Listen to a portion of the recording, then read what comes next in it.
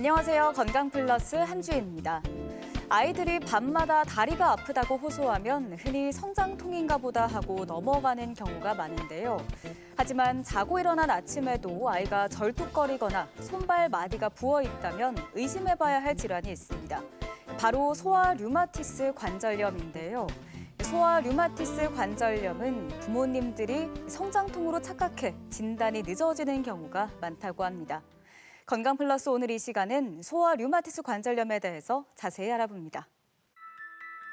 일반적으로 노인성 질환으로 생각하기 쉬운 관절염. 하지만 면역체계 이상으로 발생하는 류마티스 관절염의 경우 연령과 상관이 없이 발생할 수 있다. 특히 소아 류마티스 관절염은 면역체계 이상으로 몸이 스스로 관절을 공격하는 질환으로 만 16세 이전에 발생한다. 소아 류마티스 관절염은 소아 류마티스 질환에서 가장 흔한 질환이 되겠습니다. 그래서 만성적으로 염증이 관절에 생기는 병인데요. 처음에는 그 관절을 싸고 있는 막에서 염증이 시작이 됩니다. 그래서 점차적으로 연골이라던가 뼈까지 손상이 되는 병이 되겠습니다. 이미 뼈의 성장이 끝난 어른들과 달리 성장 과정에 있는 소아의 경우 치료가 조금만 늦어져도 성장 장애가 올 수 있으며 포도막염과 같은 심각한 합병증을 유발할 수 있어 조기 진단이 중요하다. 오늘 TV 주치에서는 소아 류마티스 관절염에 대해 자세히 알아본다. 오늘 도움 말씀 위해 가톨릭대학교 대전 성모병원 소아청소년과 임정우 교수 나오셨습니다. 안녕하세요. 네, 안녕하세요. 네, 오늘의 주제가 바로 소아 류마티스 관절염인데요. 흔히 관절염이라고 하면 성인에게서 많이 나타나는 질환으로 알고 있는데 어린이들에게도 발병하는군요. 네, 맞습니다. 그 관절염이라고 하면 흔하게 나이 드신 분한테 생기는 퇴행성 관절염을 주로 생각하잖아요. 하지만 소아 청소년에도 관절염이 생길 수가 있습니다. 그게 바로 소아 류마티스 관절염이 되겠습니다. 이것은 면역 체계가 불균형해져서 생기는 자가 면역 질환인데요. 그래서 외부 감염으로부터 몸을 보호해야 할 면역 세포가 자신의 관절 조직을 공격하게 됩니다. 네, 이런 소아 류마티스 관절염이 도대체 어떤 질환인지 궁금한데 구체적으로 한번 짚어볼까요? 네, 소아 류마티스 관절염은 반복적으로 말씀드리지만 자신의 면역 체계가 자신의 조직, 자신의 관절 조직을 공격하는 병이 되겠습니다. 그래서 염증이 발생하게 되는데 염증의 처음 시작 부위는 관절을 싸고 있는 막입니다. 네. 활막이라고 하는 부분에 여러 가지 염증 세포와 염증 물질들이 침착을 하게 됩니다. 그래서 만성적으로 염증이 발생하고요. 그래서 결국에는 관절이 붓게 되고 통증이 생기고 최종적으로는 연골이나 뼈까지 손상될 수 있는 병이 되겠습니다. 네, 그러면 의학적으로 어떤 경우에 소아 류마티스 관절염으로 진단을 내리는지 궁금한데요. 어떤 경우에 진단을 내릴까요? 네, 소아 류마티스 관절염을 소아 특발성 관절염이라고도 합니다. 여기서 특발성이란 말 자체가 그 별다른 원인이 없는 명확한 원인이 없다는 얘기가 되겠습니다. 그래서 소아 류마티스 관절염을 진단을 하려면 일단 발병 연령이 16세 미만이어야 됩니다. 16세 미만의 아동이나 청소년에서 발생을 해야 되고요. 그 대표적으로 원인이 있는 그 관절염이 세균이 관절에 들어가서 생기는 세균성 관절염이 있습니다. 그러한 특별한 원인이 없는 관절염이 6주 이상 지속이 돼야 됩니다. 그리고 주요 증상은 관절이 붓게 되고 통증이 생기고 관절의 운동 범위가 제한되는 그 주요 증상들이 있어야 됩니다. 그렇다면 소아 류마티스 관절염이 얼마나 흔하게 나타나는지 그 유병률과 또 발병 특징도 궁금한데요. 예, 일단은 유병률은 대략적으로 소아 10만 명당 50에서 150명 정도 유병률이 있는 것으로 되어 있습니다. 네. 그리고 남아보다는 여아에서 조금 더 많은 것으로 되어 있고요. 그래서 국내에서도 매년 많은 소아 청소년들이 진단받는 대표적인 소아 류마티스 질환이 되겠습니다. 네, 여자아이가 두세 배 높게 발생하는데 특별한 이유는 있을까요? 아직 명확히는 모르지만 유전적인 요인이나 호르몬 영향으로 생각되고 있습니다. 네, 이 소아 류마티스 관절염이 왜 발생하는지 원인도 궁금합니다. 이유가 있는지 궁금한데요. 일단은 원인은 몇 가지로 생각해 볼 수 있는데요. 일단은 면역 조절의 이상, 그리고 유전적인 원인, 그리고 호르몬 영향, 그리고 뭐 바이러스나 각종 감염, 그리고 정신적인 스트레스, 그리고 외상 후에 생기는 경우도 있습니다. 네, 아무래도 소아 류마티스 관절염은 성인의 경우와는 양상이 좀 다르겠죠? 예.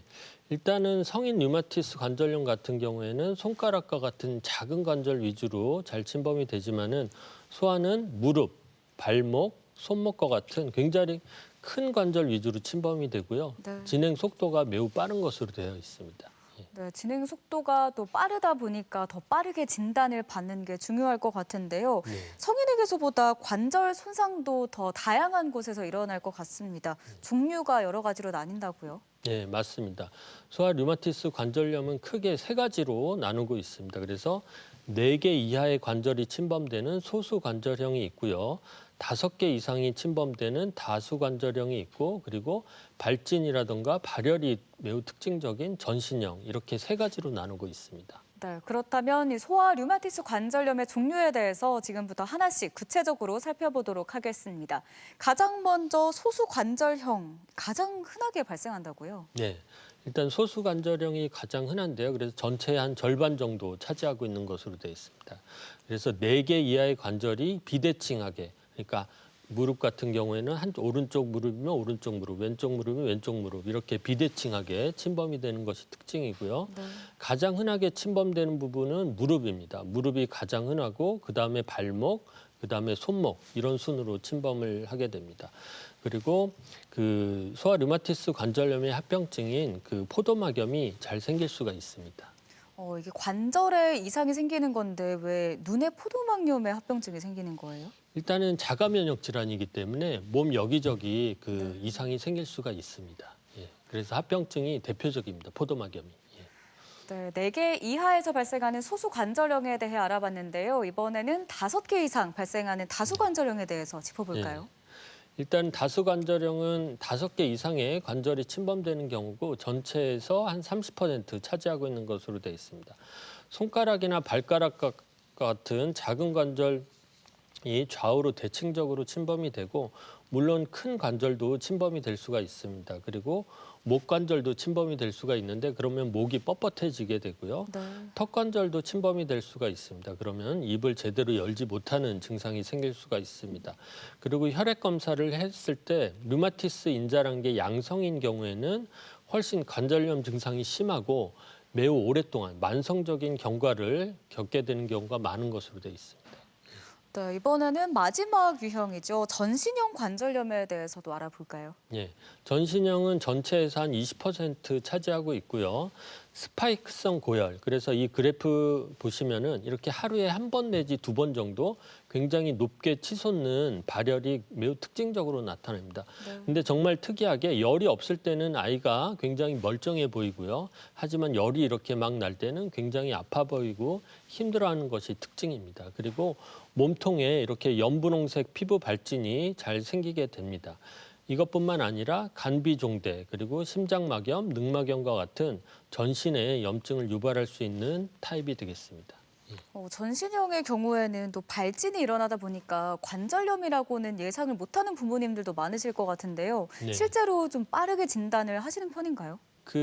일단은 처음에 관절 증상이 없을 수가 있습니다. 네. 전신형 같은 경우는. 그래서 근데 어쨌거나 제일 중요한 게 열나는 패턴 자체가 매우 특이하기 때문에 이 패턴 양상을 파악하는 것이 진단에 매우 도움이 됩니다. 네, 말씀도 하셨지만 부모님들이 류마티스 관절염과 성장통을 착각해서 늦게 발견하는 경우가 많을 것 같은데요. 어떻게 좀 다르다고 알고 있으면 될까요? 일단은 성장통과 류마티스 관절염을 좀 비교를 해보면은 일단 통증 발생 시간이 매우 다릅니다. 성장통 같은 경우에는 주로 저녁 이후에, 저녁이나 밤에 매우 심하고요.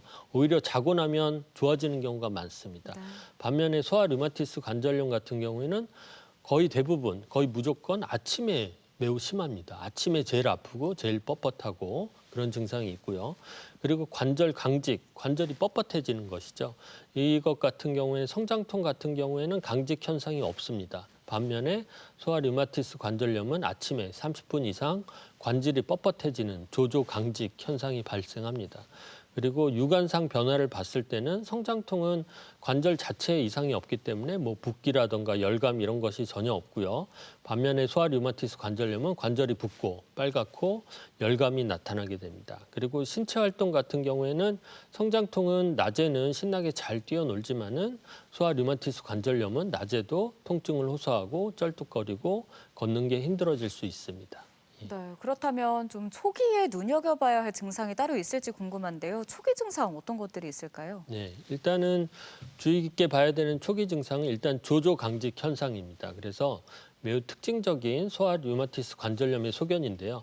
아침에 일어났을 때 아이의 손가락이나 무릎이 뻣뻣하고 잘 구부러지지 못하는 증상이 되겠고 또 하나는 파행, 쩔뚝거리는 거죠. 그래서 자고 일어나서 한동안 발목이나 무릎 불편감으로 쩔뚝거리며 걷게 되는 것.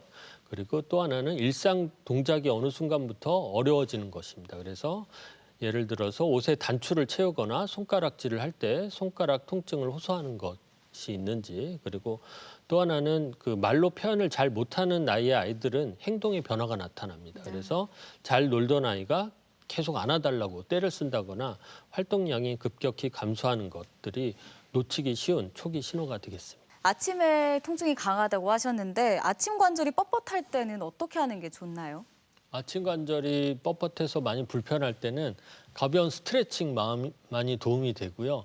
온찜질 도움이 됩니다. 그리고 그 따뜻한 미지근한 물로 이렇게 대주는 것이 매우 도움이 됩니다. 예. 대전 MBC 건강 플러스 오늘은 소아 류마티스 관절염에 대해서 알아보고 있는데요. 이번엔 직접 병원에 찾아가서 환자들을 만나보고 소아 류마티스 관절염에 대해서 알아보겠습니다. 화면으로 만나보시죠. 소아에게 발생하는 류마티스 관절염은 그 종류도 다양한데 발병 후 처음 6개월 이내에 침범하는 관절의 수 등에 따라 전신형, 다수 관절형, 소수 관절형으로 나뉘는데 관절염이 5개 이상의 관절에서 나타나면 다수 관절형, 4개 이하의 관절에서 나타나면 소수 관절형으로 분류하며 하루에 한두 차례씩 39도씨 이상의 고열이 동반되는 경우 전신형으로 분류한다. 예, 오늘 어떻게 왔죠?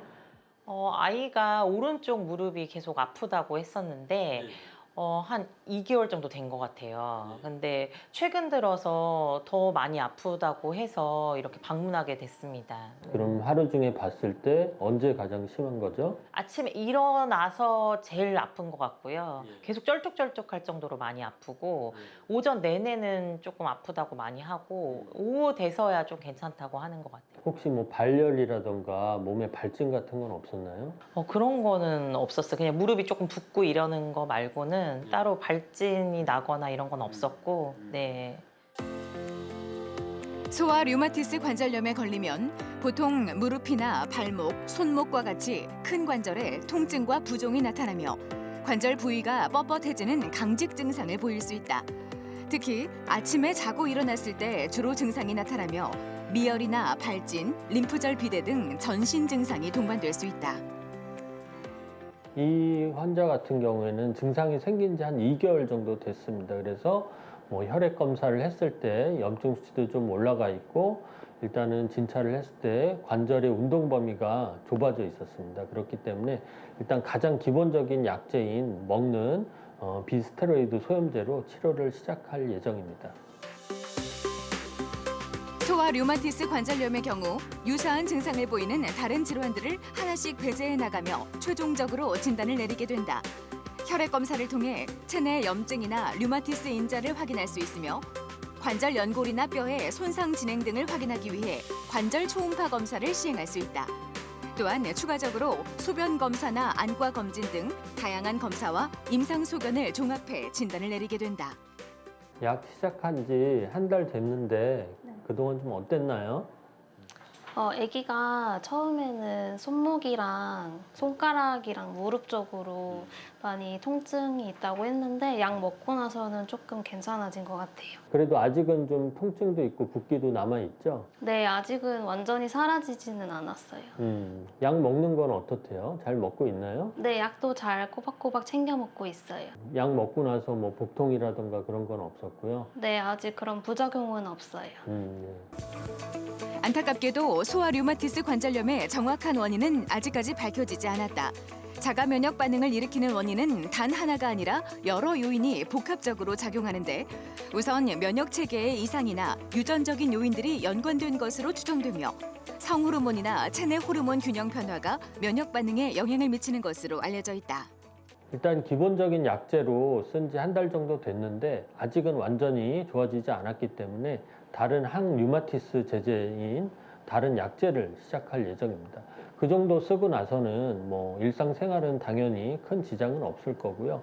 관절의 붓기나 통증도 많이 가라앉을 것으로 예상이 됩니다. 그래서 이러한 유지 치료를 잘 해야 되겠죠. 소아 류마티스 관절염의 경우 근본적으로 완치할 수 있는 방법은 아직 없는 것으로 알려져 있지만 우선 약물 치료나 수술 등으로 관절 염증을 억제하고 통증을 제거하며 관절 기능을 보존할 수 있다. 또한 아이의 나이와 강직의 지속 시간, 전신 증상 등을 고려해 물리 치료를 병행할 수 있으며 관절이 굳거나 근육이 약해지지 않도록 자전거 타기나 수영 등의 운동도 권해지고 있다. 소아 류마티스 관절염은 성인 류마티스 관절염하고는 다르게 큰 관절이 잘 침범이 됩니다. 그래서 무릎이라던가 손목, 발목 같은 관절이 잘 침범이 되고요. 그 속도도 굉장히 빠릅니다. 그래서 결국에는 관절이 손상돼서 변형이 되거나 구축되는 경우가 많습니다. 그렇기 때문에 빨리 진단을 하고 치료를 하는 것이 매우 중요합니다. 아이들의 경우 통증을 명확히 표현하지 못할 수 있기 때문에 부모나 보호자의 관찰이 특히 중요하다. 아침에 일어나 걷기를 힘들어하거나 통증을 호소한다면 반드시 전문적인 진단과 치료를 받아야 하는데 조기 발견과 적극적 치료를 통해 소아 류마티스 관절염으로부터 우리 아이들의 건강한 성장을 지켜내야 한다. 네, 병원을 찾아가서 환자들을 만나보고 소아 류마티스 관절염에 대해서 자세히 살펴봤습니다. 계속해서 이번엔 소아 류마티스 관절염의 진단법에 대해서 알아볼까요? 네. 일단은 진단 단계는 크게 세 단계로 나눠볼 수가 있습니다. 그래서 첫 번째는 임상 진찰 단계가 되겠습니다. 그래서 전문의가 관절의 부종, 압통, 열감, 그리고 아침 강직 시간을 정밀히 확인하고 다른 원인, 그래서 뭐 감염성 관절염이라든가 그런 다른 원인이 없는지 확인하는 단계가 있습니다. 그리고 그 다음으로 혈액 및 면역 검사를 시행하게 되는데 염증 수치를 검사를 하게 됩니다. 그래서 대표적으로 ESR, CRP 그리고 백혈구 수치 같은 것들을 검사를 하게 되면 대부분의 그 류마티스 관절염 환자들은 염증 수치가 올라가 있습니다. 그런 것들이 있는지 확인하게 되고 항액항체, 이게 자가항체 검사가 되겠습니다. 그래서 이런 게 있는지, 그리고 류마티스 인자도 자가항체 중에 하나인데 이런 게 있는지 없는지 여부를 확인하게 됩니다. 만약에 류마티스 인자가 있다면은 이게 나쁜 예후 인자로 이렇게 판단이 되거든요. 네. 그래서 이런 것들이 있는 환자들은 증상을 심하게 앓고 증상이 오래 가는 것으로 판단을 하고 있습니다. 그리고 영상의학 검사를 해볼 수가 있습니다. 그래서 기본적으로 엑스레이를 시행을 하게 되고요.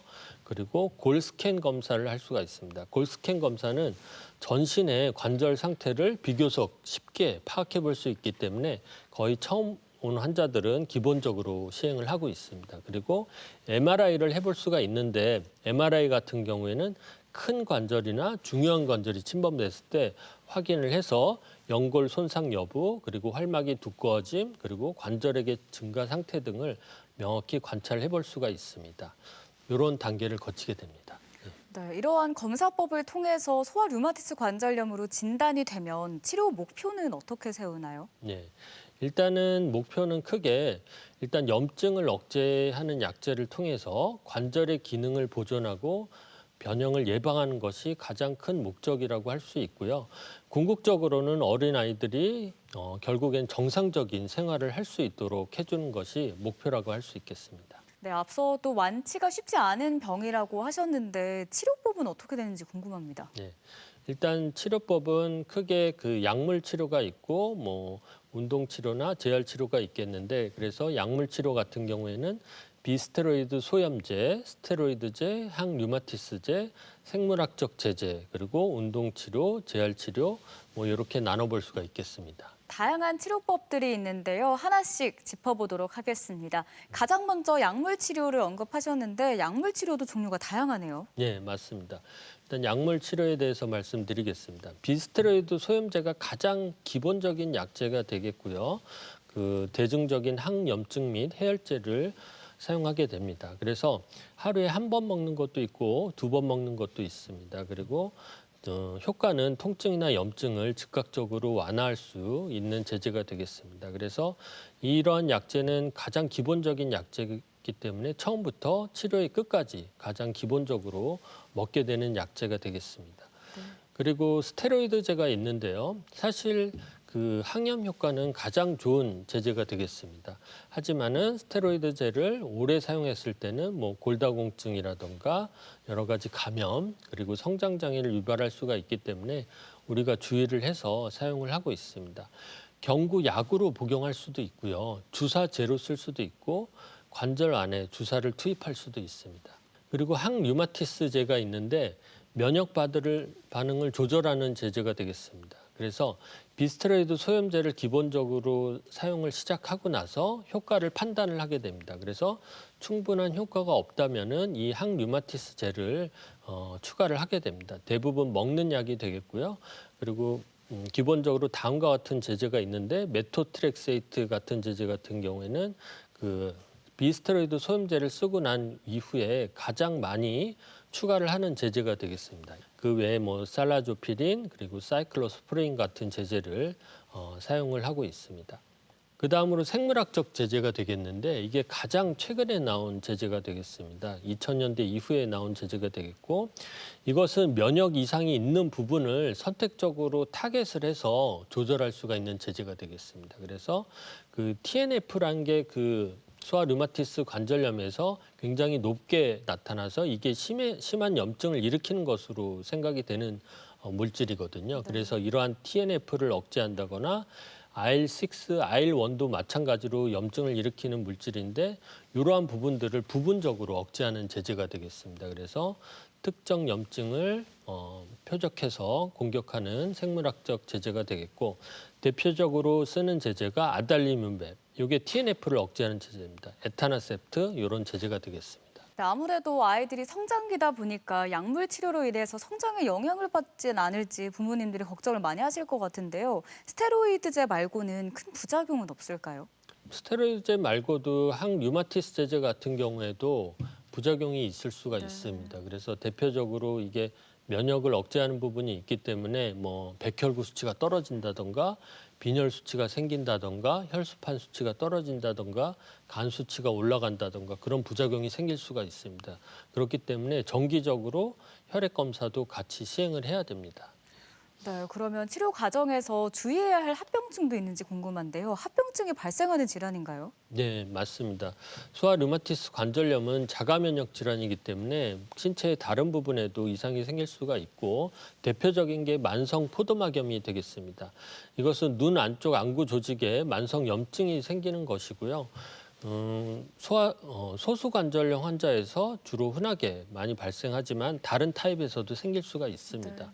근데 문제는 이게 처음에는 별다른 증상이 없을 수가 있습니다. 뭐 눈이 충혈된다거나 아프거나 하면은 빨리 알 수가 있겠는데 별다른 증상이 없어도 생길 수가 있기 때문에 알아차리기가 쉽지가 않습니다.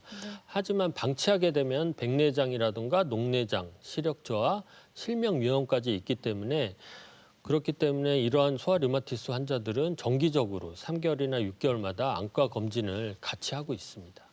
이러면 만성 포도막염의 증세가 보이기 시작하면 어떻게 관리를 하는 편인가요? 일단은 포도막염이 생기면은 그것도 염증이기 때문에 그 항염제를 안약으로 넣게 됩니다. 예, 그런 치료를 하게 됩니다. 네, 아이들이 자라나는 시기다 보니까 소아 류마티스 관절염을 겪고 있는 아이들은 또 키 성장이나 골격 형성에 좀 무리가 가진 않을까 하는 걱정도 있는데 실제로 어떤 영향이 있는지 궁금합니다. 네, 일단은 국소 성장 장애가 생길 수가 있는데요.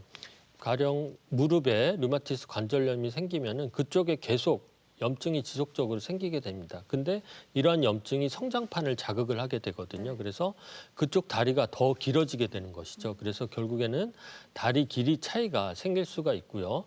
턱관절을 침범을 하게 되면 그 아래턱이 덜 자라는 소확증이 생길 수가 있습니다.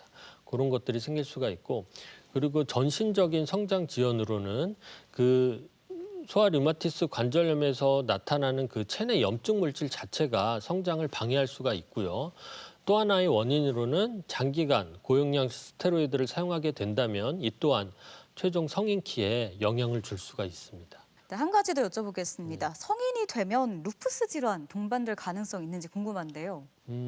물론 루푸스가 올 수 있습니다. 올 수 있지만은 소아 류마티스 관절염이 있다 그래서 루푸스가 오는 확률이 높아진다 그런 건 아니기 때문에 네. 거기에 대해서 뭐 미리 걱정하실 필요는 없을 것 같습니다. 네, 앞서 저희가 치료법 중에서 약물 치료에 대해서 구체적으로 살펴봤었는데 약물 치료 없이 운동만으로는 치료가 불가능한 질환인가요? 일단은 뭐 의학에서 100%는 없으니까 뭐 불가능이라고 말하기는 좀 그렇습니다만 그래도 운동을 한다고 해서 100%다 낫는 경우는 사실 많지가 않습니다. 그리고 소아 류마티스 관절염 환자들은 당연히 운동을 하는 것이 중요를 한데요. 왜냐하면은 운동을 하지 않고 관절을 쓰지 않게 되면 관절 주위 근육이 약해지게 됩니다. 그리고 관절이 굳어지기 때문에 운동하는 것이 매우 중요하고요. 그래서 추천하는 운동은 뭐 자전거라든가 수영, 뭐 달리기, 뭐 스트레칭 이렇게 무리가 안 되는 운동 위주로 추천을 하고 있습니다. 축구 같은 과격한 운동들을 해도 되나요? 그 자기가 할 수 있으면 해도 됩니다. 다만 축구를 하다가 다치거나 그 자기가 관절염을 앓고 있는 부분이 다치거나 손상될 수가 있기 때문에 그런 부분에 대해서는 주의를 당연히 해야 되겠죠. 할 수는 있습니다. 예. 혹시 이것만은 좀 피하는 게 좋다 하는 운동도 있을까요? 일단은 그 체중이 많이 실리게 하는 운동들 있지 네. 않습니까? 뭐 헬스 같은 거를 아주 무겁게 해가지고 한다는 것은 정상인에서도 관절에 무리가 갈 수 있기 때문에 그렇게 그 체중을 많이 실어서 하는 운동은 피하는 게 좋을 것 같습니다. 예. 네, 그리고 또 피해야 되는 자세나 뭐 생활 습관, 식습관 이런 건 없나요? 일단은 생활 습관 자체가 꼭 피해야 된다 그런 건 없고요. 아무튼 그 관절이 다치지 않는 것이 사실 중요합니다. 그것도. 예. 그리고 꼿꼿한 자세, 바른 자세 유지하는 것이 매우 중요하고요. 예. 네, 아이가 이렇게 치료를 잘 받는 것도 중요하지만 가정이나 학교에서도 바른 자세나 이렇게 생활을 잘 하는 게 중요할 것 같은데요. 어떻게 생활하는 게 좋을까요? 네, 일단은 이런 아이들이 가족과 학교에서 협력이 굉장히 필요하죠. 그래서 예를 들어서 학교 같은 경우에는 이런 환자들은 아침에 매우 불편감을 호소하기 때문에 그 조조 강직에 대한 인식이 있어야 됩니다. 그래서 이런 아이들이 아침에 더 힘들어 하는구나 이런 정도를 교사 선생님께서 알고 계셔야 될 것 같고 아무래도 관절이 많이 아플 때는 체육 시간에 그 활동량이 줄어들기 때문에 이러한 점에서도 참여 조절에 대한 부분이 사전 양해가 있어야 될 것 같습니다. 그리고 가정에서는 아침에 이렇게 온찜질하거나 스트레칭하는 것이 매우 도움이 되거든요. 그래서 아침에 따뜻한 물로 목욕하거나 온찜질을 하는 것에 대해서 알고 계시면 좋을 것 같고요. 그리고 정서적인 부분이 또 매우 중요한데요. 이런 아이들이 스스로 자신감이 떨어지고 자신은 아픈 아이라는 인식보다는 자기도 뭔가 할 수 있다는 그런 정서적인 지지를 주변에서 해주는 것이 매우 중요할 것으로 생각됩니다. 네, 가족의 역할 중에 온찜질뿐만 아니라 스트레칭의 중요성도 언급을 하셨는데 어떤 스트레칭을 하는 게 좋을까요? 일단은 관절 범위를 적당히 늘려줄 수 있는 그 매트 위에서 할 수 있는 국민 체조 같은 그런 스트레칭, 가벼운 네. 스트레칭 매우 도움이 됩니다. 예. 네. 계속해서 환자 사례를 통해서 조금 더 소아 류마티스 관절염에 대해서 자세히 알아보도록 하겠습니다. 두 가지 사례를 준비해 주셨는데 먼저 첫 번째 환자 사례부터 짚어볼까요? 예. 첫 번째 사례는 9살 된 남자아이였습니다. 그래서 3개월 전부터 증상이 발생을 했는데 증상이 뭐였냐면 오른쪽 관절이 심하게 붓고 통증이 생겼다고 했습니다. 이게 보시면 오른쪽 관절이 무릎 관절이 굉장히 심하게 부어 있는 모습이 보이고요. 그리고 아침에 그 관절이 뻣뻣한 강직 이게 굉장히 특징적인 소아 류마티스 관절염의 소견이거든요. 아침 강직이 뚜렷하게 있는 환자가 되겠습니다. 그래서 검사를 진행했을 때 기본 엑스레이에서는 이렇게 오른쪽 무릎이 많이 부어 있는 소견이 관찰이 됐고요. 그리고 혈액 검사를 해봤더니 CRP가 염증 수치가 되겠는데 이게 0.3 이하가 정상입니다. 하지만은 8까지 굉장히 증가가 돼 있고 류마티스 인자는 음성으로 나타났고요. 그래서 결국에는 진단은 소수관절형 소아 류마티스 관절염으로 진단이 됐습니다. 그래서 기본적으로 비스테로이드 소염제를 시작을 했고요. 그러고 나서도 증상이 조금 호전은 되었지만 아직 깨끗하게 낫지는 않아서 항류마티스 제제인 메토트렉세이트를 추가를 했습니다. 요거 추가로 하고 나서 많이 호전이 돼서 요 약제들로 지금 유지하고 있는 상태입니다. 예. 네, 이번에는 두 번째 사례도 살펴볼까요? 두 번째 사례는 13살 된 여자아이입니다. 그래서 4개월 전부터 증상이 발생을 했고요. 증상은 오른쪽 손목과 손가락 관절이 심하게 붓고 통증이 있다고 했습니다. 이 아이도 마찬가지로 아침에 제일 불편한 관절이 뻣뻣하고 아프고 붓고 아침에 제일 불편한 아침 강직 증상이 뚜렷하게 나타났고요. 검사를 시행을 했습니다. 그래서 엑스레이 기본적으로 찍고 이게 골 스캔 검사가 되겠습니다. 그 처음 진단받을 때 환자들 대부분 시행을 하고 있고요.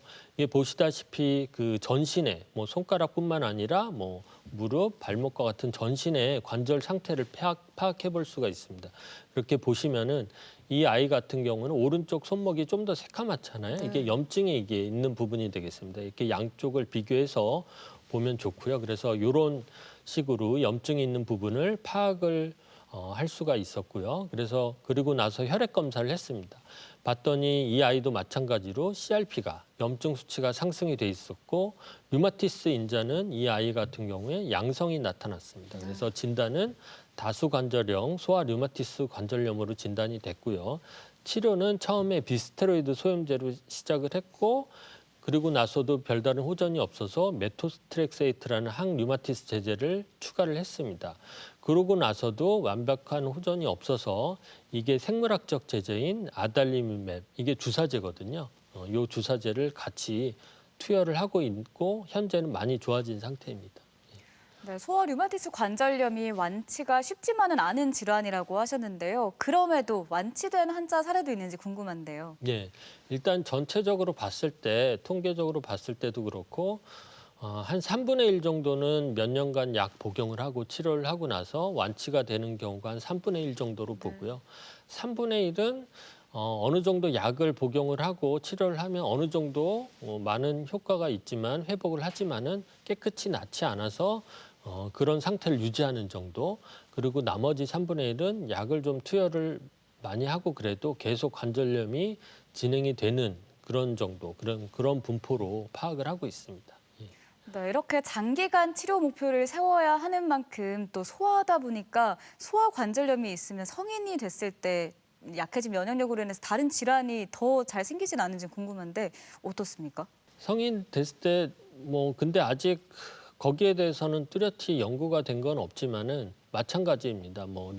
그 포도막염이 생기는지 그리고 여러 가지 감염 증상이 잘 생기는지 그런 것들이 잘 생길 수가 있습니다. 네, 마지막으로 또 부모님들께 꼭 당부하고 싶은 말씀이 있다고요. 네, 일단은 두 가지를 주로 말씀드리고 싶은데 일단은 의심하고 세심히 관찰하기입니다. 그래서 자신의 그 본인들의 아이들이 혹시 아침마다 쩔뚝거리거나 관절이 붓는 증상, 통증을 호소하지는 않는지 만약에 이런 증상이 6주 이상 지속이 된다면 즉시 전문의를 찾아주셔야 된다 그렇게 말씀드리고 싶고요. 그리고 만약 진단이 된 환자라면 치료 타이밍 놓치지 않기를 말씀드리겠습니다. 그래서 만약에 진단이 됐다면은 약물 치료를 두려워하지 않아야 되고요. 전문의의 처방에 따라 조기에 꾸준히 치료를 받는 것이 매우 중요하다고 말씀드리고 싶습니다. 대전 MBC 건강플러스 오늘은 소아 류마티스 관절염에 대해서 알아보고 있는데요. 계속해서 이와 관련한 오해와 진실을 OX 퀴즈로 풀어보겠습니다. 먼저 첫 번째 질문인데요. 소아 류마티스 관절염으로 인한 통증, 아침에만 나타난다. 오류가 있을까요? 일단 그건 세모라고 말씀드리겠습니다. 물론 그 아침에 소아 류마티스 관절염 증상이 제일 심하지만 그렇다 그래서 낮에 멀쩡해지는 것은 아니기 때문에 통증의 감도는 덜하지만 낮에도 통증을 호소하고 부어있기도 하고 그렇기 때문에 세모가 맞는 것 같습니다. 네, 다음 질문입니다. 소아 류마티스 관절염에 걸리면 눈 건강도 나빠질 수 있다. O일까요, X일까요? O입니다. 아까도 말씀드렸지만 합병증 중에 하나인 포도막염이 생길 수가 있습니다. 소아 류마티스 관절염에서. 그렇기 때문에 근데 포도막염 같은 경우에는 생기더라도 별 증상이 없이 생길 수가 있기 때문에 소아 류마티스 관절염 환자들은 정기적으로 안과 검진을 보는 것 또한 매우 중요합니다. 네, 이어서 OX 질문 드리겠습니다. 소아 류마티스 관절염이 있으면 운동을 해서는 안 된다. O일까요, X일까요? X입니다. 일단은 소아 류마티스 관절염이 있어서 관절이 아프고 붓다고 해서 가만히 있으면은 그 관절 주위의 근육이 매우 약해지게 되고요. 결국에는 관절이 구축되게 됩니다. 매우 안 좋은 상황이 되기 때문에 자신이 움직일 수 있는 범위 내에서는 운동을 꼭 해줘야 됩니다. 네, 다음 OX 질문 드리겠습니다. 소아 류마티스 관절염에 걸리면 약을 평생 동안 먹어야 한다. 이건 O일까요, X일까요? X입니다. 일단 왜냐하면은 소아 류마티스 관절염 치료가 물론 장기간 요하는 것이 맞습니다. 그렇지만 한 3분의 1의 환자들은 뭐 몇 개월이건 1년이건 2년이건 먹고 나서 끊고 완치되는 경우가 있기 때문에 그건 X가 되겠습니다. 네, 마지막 OX 질문 드리겠습니다. 소아 류마티스 관절염에 걸리면 자몽을 먹어서는 안 된다. 이건 O일까요, X일까요? 그거는 소아 류마티스 관절염 치료제 중에 사이클로스포린이라는 치료제가 있습니다. 항류마티스 제제인데 그 약을 먹을 때 자몽을 먹게 되면 그 약물의 농도를 높일 수가 있는 것으로 되어 있습니다. 상호작용에 의해서. 그래서 그 약을 먹는 동안에는 자몽을 피해야 된다. 그 얘기가 있는데 그 얘기가 와전이 돼서 아마 소아 류마티스 관절염 환자는 자몽을 먹지 말아야 된다로 된 것 같은데 그러니까 그건 아닙니다. 사실이. 상관이 없습니다. 대전 MBC 건강 플러스 오늘은 소아 류마티스 관절염에 대해서 알아보고 있습니다. 이번에는 시청자 여러분들의 궁금증 풀어보는 시간 갖도록 하겠습니다. 먼저 첫 번째 질문인데요. 아이에게 소아 류마티스 관절염이 의심될 경우 정형외과로 방문하면 알 수가 있을까요? 네, 일단 물론 정형외과도 괜찮지만 소아청소년과 가시면 될 것 같습니다. 그래서 1차적인 진료를 받으시고 실제로 의심되는 증상이나 그런 것이 있다면은 필요하면은 관련 전문 병원으로 의뢰가 될 것 같습니다. 네, 한 가지 질문이 더 있는데요. 소아 류마티스 관절염은 재발은 잘 되는 편인가요? 네, 일단은 이 병 자체가 굉장히 만성적인 경과를 겪습니다. 그래서 아무리 좋은 경우라도 최소 몇 개월, 대략 1, 2년 정도 먹고 나서 끊는 것이 가장 좋은 경우이기 때문에 일단 치료 기간 자체가 길고요. 그리고 약을 끊더라도 몇 년 뒤에 다시 재발하는 경우도 꽤 있는 것으로 되어 있습니다. 끝으로 소아 류마티스 관절염에 대해서 꼭 기억해야 할 점 한마디로 요약해 주시면 좋을 것 같은데요. 소아 류마티스 관절염은 네모다. 요약해 주시면요. 일단 관심이다라고 하겠습니다. 그래서 아이들이 통증이나 붓기 이런 것을 호소할 때 가벼이 여기고 넘기시지 마시고 주의 깊게 관심 기울여서 보시면은 소아 류마티스 관절염을 빨리 진단하는데 많이 도움이 될 것 같습니다. 대전 MBC 건강 플러스 오늘은 소아 류마티스 관절염에 대해서 알아봤습니다. 지금까지 도움 말씀에 소아청소년과 전문의 임정우 교수 함께하셨습니다. 오늘 말씀 감사합니다. 네, 감사합니다. 이어서 운동과 함께 건강한 하루를 열어드리는 건강 틈새 운동 시간인데요. 모두 함께 운동할 준비 되셨나요? 안녕하세요. 대전과학기술대학교 스포츠건강관리학과 김선주입니다. 운동을 하시거나 일상생활을 하실 때 손목이나 팔꿈치의 통증을 느끼시는 분들이 계실 겁니다. 통증의 원인은 다양하지만 연결되어 있는 어깨 관절의 날개뼈가 지지가 되지 않거나 안정화가 떨어지면 통증으로 연결되는 부분이 있습니다. 그래서 오늘은 어깨 관절에 있는 날개뼈의 움직임을 만들어주고 안정성을 높여줄 수 있는 동작, 그리고 상체를 스트레칭 해줄 수 있는 동작 준비했습니다. 저와 함께 스트레칭 배워보실까요? 첫 번째 동작은 날개뼈의 움직임 중 위아래 움직임을 만들어주는 동작입니다. 양손은 가볍게 45도로 열어주신 후에 손목을 당겨 주먹을 쥐어줍니다. 이때 전완 부분에서 스트레치를 느껴보실 수 있고 이 상태에서 날개뼈를 으쓱 올렸다가 엉덩이 쪽으로 내려주는 상하 움직임 동작입니다. 주의사항은 날개뼈를 올릴 때 목덜미 쪽이 아닌 턱선 쪽으로 올려주시는 것이 포인트입니다.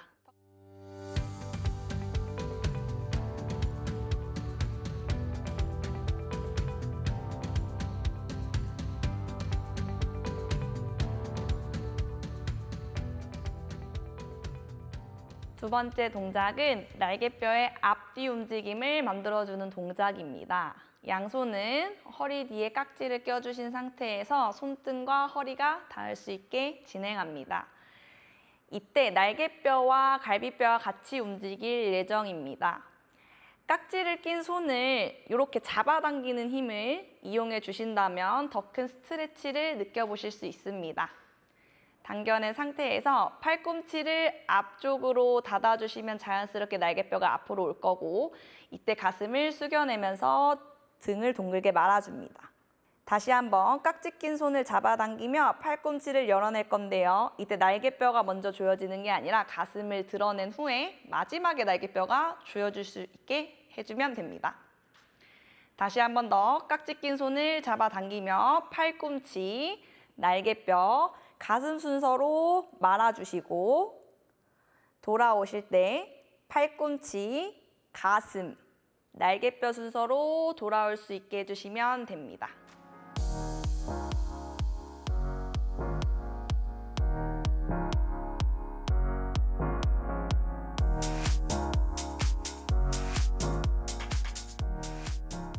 세 번째 동작은 목부터 어깨, 팔, 손목까지 연결된 근육들을 한 번에 늘릴 수 있는 동작입니다. 한쪽 팔을 옆으로 나란히를 해주시고 손바닥이 위로 갈 수 있게 해주시면 됩니다. 반대손은 가볍게 머리에 얹혀주시고 뻗어낸 팔에 손끝부터 주먹을 쥐어 손목을 당겨내시면 전환해서 스트레치를 느껴보실 수 있습니다. 여기서 준비하시면 됩니다.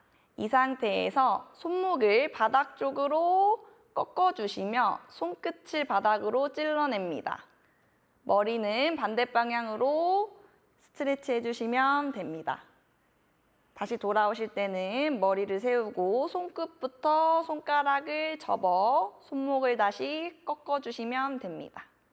다시 한 번 더 넘어가실 때 한 번에 하는 게 아니라 느리게 근육이 늘어나는 걸 느껴보시면서 마치 스파이더맨처럼 손목을 더 꺾어 손가락을 찔러내시면 됩니다. 돌아오실 때도 손끝 먼저 진행해 주시고 올라오시면 됩니다. 주의사항은 팔꿈치가 너무 과하게 펴질 경우에 어깨에서부터 힘 전달이 되는 게 아닌 팔꿈치에서부터만 힘이 전달되기 때문에 팔꿈치를 가볍게 구부려서 진행해 주셔도 괜찮습니다.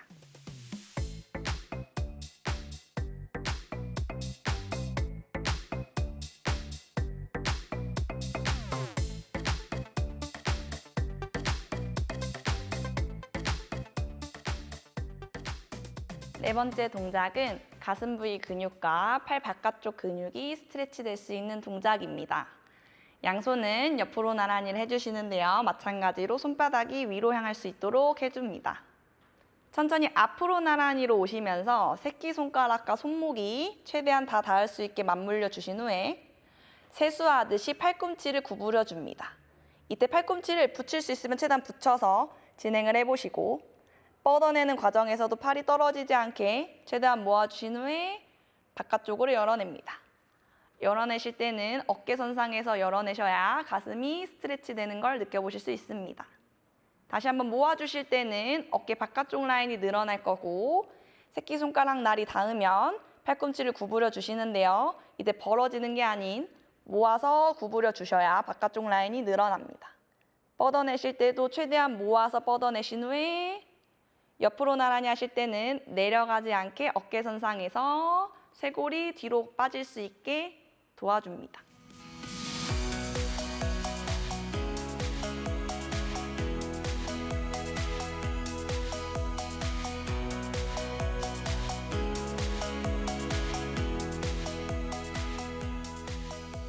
마지막 동작은 날개뼈가 갈비뼈에 잘 붙어 있을 수 있게 도와주며 팔 뒤쪽이 운동이 되는 동작입니다.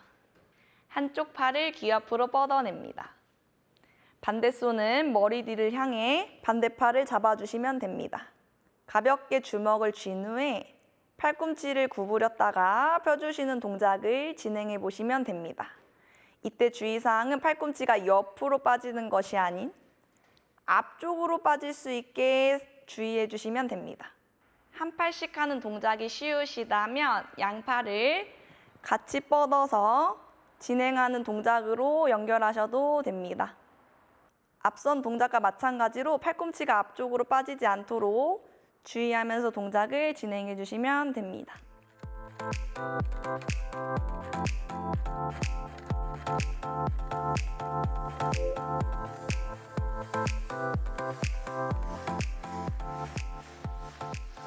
오늘 운동은 상체에 있는 어깨 관절, 팔꿈치 관절, 손목 관절을 협응한 동작이기 때문에 어깨가 뻐근하시거나 손이 저리시다면 오늘 운동 꼭 해보시고 저는 다음 시간에 더 재미있는 동작으로 찾아뵙겠습니다. 감사합니다. 건강플러스 저희가 오늘 준비한 소식은 여기까지입니다. 이번 한 주도 건강한 한 주 보내시고요. 저희는 다음 이 시간에 다시 찾아뵙겠습니다. 함께해 주신 여러분 고맙습니다.